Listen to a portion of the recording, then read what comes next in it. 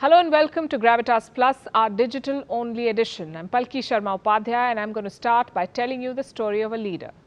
He has turned into a vendor of delusions during this pandemic. He's treating facts the way David Beckham once treated football. He's bending them the way he wants, in the direction he likes, only that the world is not going gaga over what he's doing. The leader I'm talking about is Imran Khan, the Prime Minister of Pakistan. He has spent the last 3 years only chasing the Kashmir dream. He has travelled the world to build support for his cause. He has peddled lies about India on global platforms, but his efforts have been met with rejection from all sides. Imran Khan has only received one setback after another in his attempts to corner India. The frustration from these setbacks forced him to make a phone call. How are you? He recently dialed the Prime Minister of Nepal, the one and only KP Sharma Oli. I'm not making this up. The hotlines between Kathmandu and Islamabad have been active for a while now. The entire world knows about what these two leaders have been discussing or would have been discussing. Capturing the territory of neighbors by fixing maps. Maps which are not worth the paper they're printed on. How would most countries do something like this? Well, to start with, most responsible, peace-loving countries would not claim land that belongs to others. If they did, they would perhaps send troops. They would chalk out battle strategies, then make an attempt. But Pakistan is only following Nepal's roadmap. So it very conveniently got a new map printed, just like Kathmandu did. Islamabad marked the map with multicolored sketch pens, labeled parts of India as its own, and declared that all of Kashmir now belongs to Pakistan. Easy peasy. But why just Kashmir? Why did Pakistan leave out Ladakh? Why not claim everything all the way to the Shaksgam Valley and Aksai Chin? You see, Islamabad did not want any conflict of interest with the Chinese. So in this new map, while Pakistan clearly delineated its borders with Kashmir, it carefully left out Ladakh to avoid any competing claims with its master and creditor, which is China. It has left the frontiers in Ladakh undefined for China to draw its own lines. This truly is an exercise in political absurdity, as the Indian Foreign Ministry put it.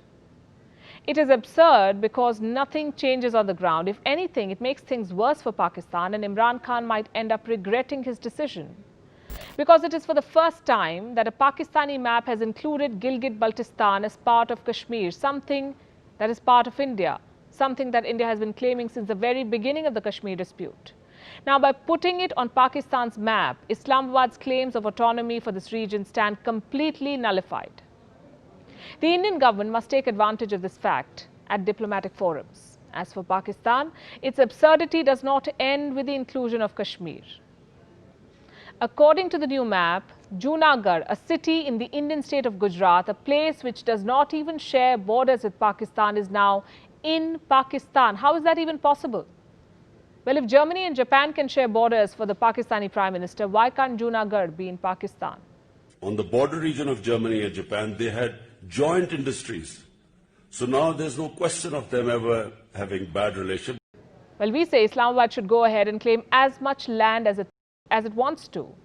Anyway, the changes mean nothing to the rest of the world. And by the way, this new map is just one aspect of Pakistan's PR stunt. A highway in Islamabad, earlier known as the Kashmir Highway, has now been renamed as the Srinagar Highway. What's the point of this? Does it cut down on the travel time? Does it mean the roads to Srinagar are now open for Pakistanis? No, it doesn't. The total length of the highway still remains 25 kilometers. The distance between Islamabad and Srinagar still remains 167 kilometers. Imran Khan can drive all he wants to on the so-called Srinagar Highway. It won't lead him to India, let alone to Srinagar. And then we come to this, a commemorative postal stamp. Pakistan has released the stamp to mark 1 year of the abrogation of Article 370. Read very carefully what it states. State terrorism at its worst. A bit rich, won't you say, coming from a country that remains on the FATF grey list for failing to end state-sponsored terrorism and terror financing. And the country which is quietly rebranding its terrorists in the middle of a pandemic. There are so many holes in every argument by Pakistan that you can literally fly a whole squadron of F-16 jets through them. So they redraw a map on a piece of paper, they rename a highway after Srinagar, they make terror confessions on postal stamps. That should be enough propaganda, you would imagine, for one country, especially for one that is in the middle of an economic collapse and a pandemic, but not Pakistan.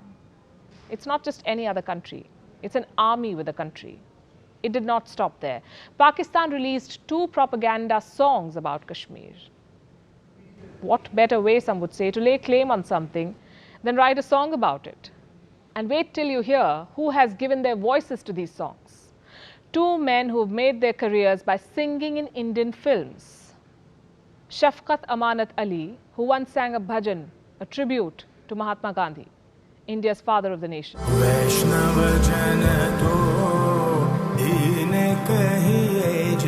And Rahat Fateh Ali Khan, who has made fortunes singing in India. Anyway, singing is harmless. We can all do with a bit of entertainment during these times. But while they're at it, they might want to write some songs to please the Arabs too, because they've been striking all the wrong notes there. Saudi Arabia, that has loaned Pakistan cash, oil and jets to attend United Nations meetings, is upset with Pakistan, is upset with Imran Khan. So much so that it is making Pakistan pay back loans.